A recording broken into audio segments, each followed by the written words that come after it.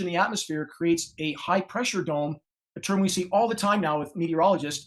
In the northern hemisphere, the upper level wind currents spin clockwise around that high pressure heat dome, and they can steer the jet stream with that. The original patent holder acknowledged that. A Discovery Channel documentary called Owning the Weather acknowledged that. And now they pretend it's some benign research facility. It's a weapon of mass destruction. And there's another ionosphere heater, a big one in Antarctica, Jimmy. Yeah. Is it Ice Cube too? There you go. So Ice Cube's a big harp like I thought. What is my friend Eric Hecker's the guy that worked at Raytheon there. Hecker knows. Yes, he knows. Correct. And again, so what do we have with the facility in Antarctica? During a U.S. presidential election, we had John Kerry, who was part of that election in Antarctica. During the election, he flies back to Christchurch. Yes. He flies back to Christchurch, New Zealand, still during the election. New Zealand was not towing the line for the power structure. Kerry pulls all the U.S. diplomats out of New Zealand about 4 hours before the massive quake hits New Zealand. What a coincidence, even though they were scheduled for meetings. Same thing happened we had Haiti. We've had the Turkey earthquakes. Now, again, this is Syria had two.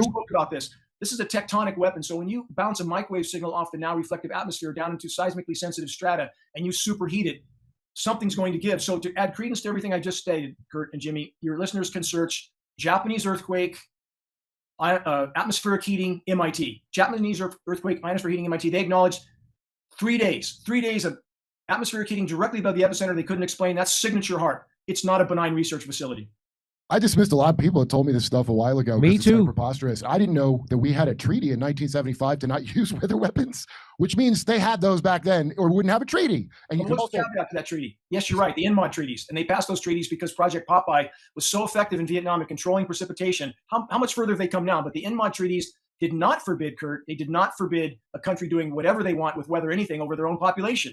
No restriction there. Massive caveat. How did I know? Jesus Christ. Yeah, also, I read the Mind War document from 2006 where they were talking how they can use this in the ionosphere to affect your moods.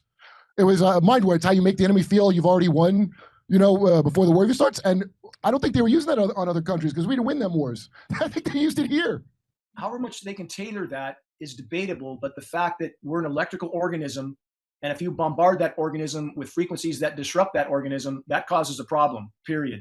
So again, and back to the frequency on communication transmissions as well, on top of this, we see the cell towers, they're being provided a service entrance that gives that 10 times more power than it needs for communication. What's that power being used for? Those towers are being used as part of the frequency transmission manipulations of the electrically conductive particles. So now let's go back to Texas. What happened in Texas? Now that wasn't Augustus Dorico. It wasn't Rainmaker. His company was single engine propeller driven planes. So let's hold on, Dana. I have a segment I have all prepared to talk about.